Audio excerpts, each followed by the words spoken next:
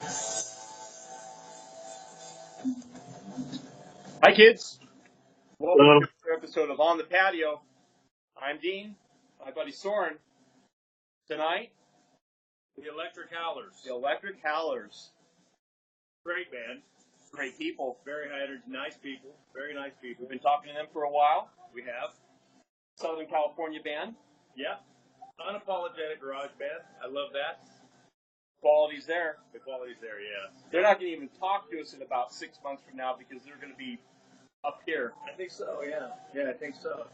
Should be on the lookout, kids, for Electric Howlers. Definitely want to watch out for them. Speaking of Electric Howlers, I think we should interview them and Skype with them as we're doing right now. That would be great.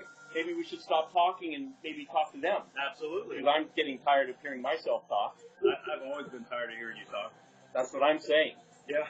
So, without further ado, why don't we just introduce the Electric Howlers That'd be great. for joining us via Skype in Southern California. And let them introduce themselves and talk about themselves. And, yeah, that sounds good. All right. Electric Howlers, welcome to On the Patio. Hi. We're here tonight. Please, if you don't mind, for the audience member, I think it's up to 2 now. It's up to 2. Yeah. We have For 2 loyal viewers. But one of them's off on Thursdays. That's true. We didn't pay them last week. That's And right. Please go ahead, everybody, and introduce yourselves. Oh, okay. I'm Dave. I'm the guitarist, rhythm guitarist. Hey, Dave? I'm the lead guitarist. Armando, I'm the drummer. I'm Chris. I'm the singer. And I'm Todd, the manager. And Aaron, our bass player, he could not be with us tonight. He's at work. He's a working man. So. Aaron? Aaron's very good. Aaron, a shout out. We'll give Aaron. Yeah. Well, thank you all for taking the time out of your rehearsal this evening and spending a little bit of time with us, sitting down and talking about Electric Howlers, where you folks came from just a few months ago. It's not even been a year. And here we've got a family, literally a family involved, a relationship in many ways, both on and off the stage. But there's something going on that I can't touch. I can hear it. I can feel it. I can't touch it. And that's some energy, and that's a lot of texture that I know Soren and I have talked about this Absolutely. quite a bit the last few days. There's so many influences between Blondie, Deborah Aiel from Romeo Void, a little bit of Missing Persons, Maybe a little bit of that, yeah. So much. Berlin a little bit. Yeah. And then there's just the good old school punk, Ramones and that kind of stuff. Yeah. Could you guys talk about your influences a little bit? Yeah, And please tell us fill us in a bit. what's going on with the texture of the band, the music. It's like weird. Well, we all write our music and we all have our different influences, but me personally, I'm into like garage, punk rock, anything that's loud and aggressive and noisy and just pisses off your parents, and it's pretty much my influence. The neighbor. Yeah. So it's the rebel. The Pretty rebel much. cause, the James Dean. Yeah, there's like a hiddenness behind it where it's formatted with coffee, I guess. I don't know, like, I feel like that's how it works, and I don't know. We call Dave the Doom. He's the Doom in the song. Baby Doom. Baby dude. Baby Doom. The dude. I like that. We've got some nicknames brewing, I see. We do. If they don't have them already, Yeah. I'm sure. That's true. Yes. Yeah. What's happening for the rest of 2018? Would you like to talk about your roster, your calendar coming up? And I understand we've got an album hitting the airwaves and the stores and streaming very shortly. So, Yeah, month or 2. And where are we at? And how many tracks do we have on the album? 7. Yeah, Will it Tracks, Yeah. be a full We have album? some news coming up. That'll be on the next release. But yeah, I think this album will be 7 or 8. Okay. And what's the title of the album? Called Baby Wants to Kill. Baby Wants to Kill. And I understand that title is derived from the lyrics of one of your songs. It's Yeah. the opening song of the opening track is called She Got It, and the first line just says Baby. Yeah, So- I've listened to that, and that's a killer track. Thank you. All the songs. I mean, I have to say the energy level. You guys must be exhausted after you perform. We work out. That's all why. the time. That's why we have coffee. Yeah, as a fellow drummer, Mondo, let me just tell you, I'm with you on that. Yeah. And then you get to the end of the show, you got to tear the equipment down, right? Right, and then we can hang out. We're all at the bar. His tech That's does. right. That's right. I'm sure you've got at least 2 techs, one for local and one for long distance shows. Just don't give him a hug after the show. He's really, really sweaty. It's pretty gross. People love it. He's doing a lot of the work. Well, we hug each other. We call it band bonding. So the more sweat we get in the That's we love each other. That's great. I don't That's like. great. So, Chris, Hit us, we can. tell us a little bit about. I know the story a little bit. Soren does as well, but it's a very interesting story how you and Todd met, and the world of which we live in is so small and gets smaller after you meet him a few years ago and realize that your brother and he knew each other. But then the irony of how you found this band. Literally, you found them and responded to something. Would you like to tell everybody how that happened? Yeah, I was in another band and it was kind of fizzling out, and I like to keep doing stuff. So I go on Craigslist often and I just see what's going on. And then I find like a really scary ad that I think is kind of up my alley. And I saw this with all these like, you like Zeppelin, you like Ramones, you like all these bands that I'm like, I like these bands. So I just sent them a bunch of samples and I was in talks with them, and then they said, well, come jam with us. And I said, all right, but we're playing The Passenger, and we're playing PJ Harvey, This Is Love. Oh, and the Smiths, Baby It's You. So they're like, oh, Smith, not the Smiths. And they said, all right. So I showed up in this garage, and it was kind of shady, but I told Todd, I'm like, I'm going to this place. If I'm not back in an hour, like, come get me. It's like Cokehead Alley, too. Yeah. Yeah, there's a real dark alley right here. You can't see You it. have to go down the great. alley to the garage. But then I jammed with them, and I thought it went really well. And they led me on for like 2 weeks. They made me keep coming back. And I kept telling Todd, I'm like, I think I'm in the band, but they won't tell me. So then eventually I just started assuming I was in the band. And they finally asked me like a month later, like, you want to be in the band? I'm like, I was already here. Like, We're all like, yeah, we got like 8 singers to try now. It really wasn't. It was like, It was just her. That's a long 2-week date. Yeah. Well, we knew Long about 2-week date. This writing. is hard to get, I can tell. Yes. Well, it wasn't a hard sell, I can tell. That's for sure. It was really meant to. For me. I was yeah. I was playing in another band, and everybody kind of moved away, and they were like, "Hey, can you fill in a couple times for a band? We got an interview. Try out some new singers." And I just kept trying out and covering, and then a month later they asked me pretty much at the same time. Yeah, So we joined the band together. That is incredible. How interesting that fabric got woven to how you folks met each other, knew each other, had mutual, and then working at Fender. I mean, just there's a lot of circles happening here. Yeah, so I kind of live all over. I was born and raised in SoCal, Mississippi, lived in Chico, lived all over. And I played guitar for most of my life, but I was never in a band because I moved around so much. Sure. And, I was working at a law firm, believe it or not, and I got laid off.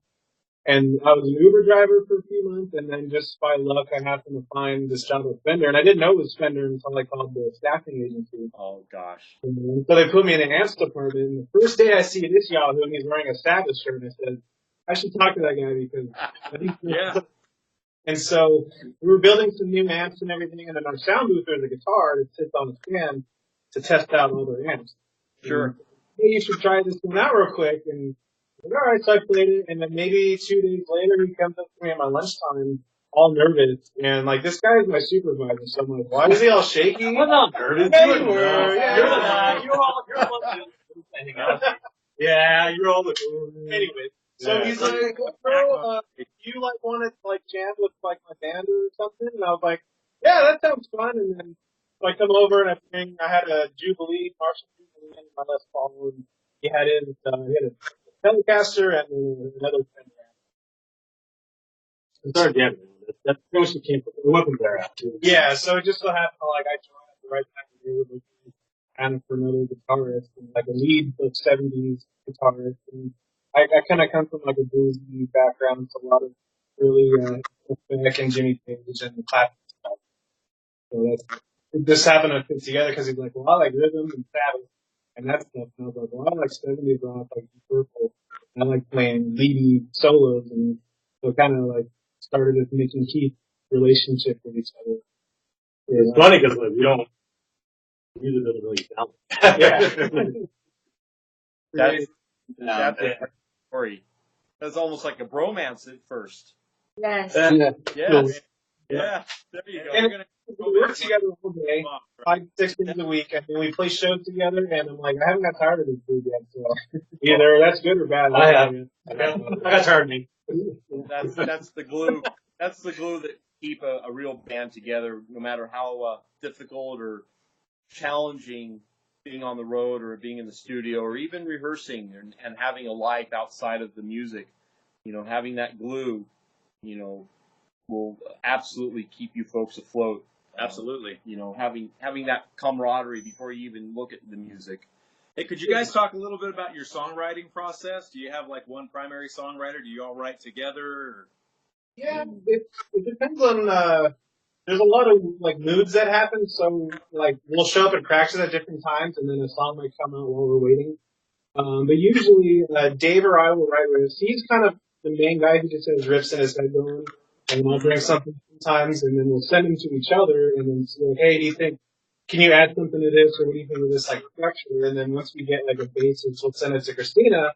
She'll hear it. She'll hear lyrics. She'll hear melodies and harmonies, and then we'll kind of get an idea of what we want to do, so that way when we come to practice, there's an outline of some sort. And then Mondo, he just hears it and says, okay, I got some rhythms for it. And then he starts throwing in, well, what about changing this up? Let's play this backwards. Everybody has their 2 cents in right away. Yeah, and we follow, me and him said it at the same time. We're like, there's an interview with Keith Richards where he's like, I can just write one song and that's it. Or I can bring a song or parts of the song, and then you get 5 different brains thinking about it, and then it all comes together. So I think some of our stronger songs come from that, where he has a rhythm and says, I'm not going to do anything here. Just like sugar it, like put some color on it, and then I'll think about it. Well, I always told him that it's like just roll away with the color, the music, and make it sound better. Like we'll structure something like just right before the interview, we wrote a song. Yeah. And it's just like he's right, like literally, like at this interview right now, I'm thinking of a riff right now. Like I'm constantly doing this. But like that's something your walls are interesting. I really do. It's good to fall asleep. Oh, yeah. Everybody's awake, right? Yeah. Okay. Yeah. No, Yeah, you make it seem seamless. It almost Really do. We ran a couple songs where we were just jamming, and they were like, hey, that sounds fucking badass. Let's record it. And then it comes, that's how we make it. Sometimes it does, sometimes it doesn't. Like it'll go that way. Like I think every band has the big bands that songs or whatever, and if you find the one that's Or we have practices where Dave can't be here, and so Rob will write something, and it's all Led Zeppelin-y, like hippie sounding, and then Dave will come back and be like, oh, and we'll keep it collected, and then we'll have Dave or Rob will be there, and it's all punk doom sounding, and he comes back, and it's like, what's this? And so we have all these weird songs, and all. Well, that mixture sure has turned out to be a great final product. It is. You really you've taken something that is very.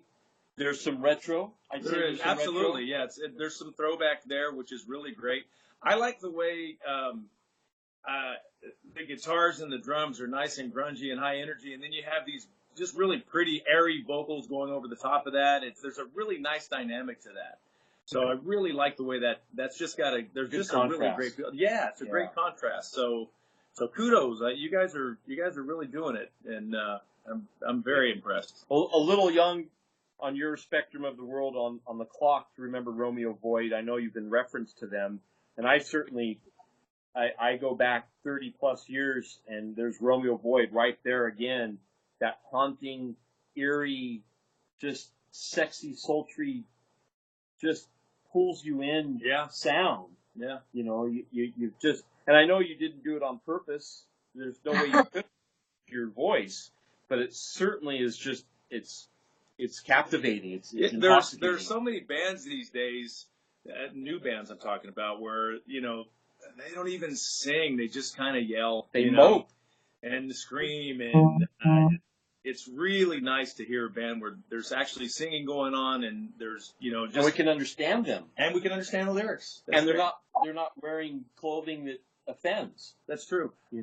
And to come to just speaking of that, you guys have a really great appearance on stage. I mean, just from the photographs I've seen, you just look like a rock and roll band, and I really like that. Yeah. It's like there's not a bunch of it's not pretentious posing. Yeah. Yeah. So yeah, definitely. I think you guys got something really great going. I think the manager's doing a pretty good job. I agree. Yeah. And I love the management company, by the way. That's just, yeah. I came on in July with them. Obviously, me and her are an item, and it's going very well. And I've been at practices, at shows. I'm already advertising for them all over social media and telling people to come to the shows. And it's like, why don't we just manage? It was funny because we were like in a bar drinking. I was just mad. He's like, no. He was like push him away for like 2 months. Then he goes, he's like, I have to research this first. I have to think about it. I think it's set in stone when we played at Alex In Long Beach. And our sound was a little funky. It was a Sunday night. There wasn't many people there. So we couldn't tell. We were on stage. We were just having a good time. And then after the show was over, we were all hanging out and everything. Hey, I have to tell you something. What could be so important? Like, we just played a show on Sunday. He's like, well, I kind of went to the sound guy and I was saying, hey, like, your sound was a lot, vocals are quiet, or guitars, whatever it was. And the sound guy was like, yeah, and who are you? And he goes, I'm their manager, so can you fix their sound, please?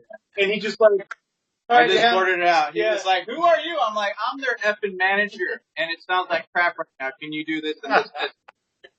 All right. And then boom, and perfect. And from that moment, he was like, like a father.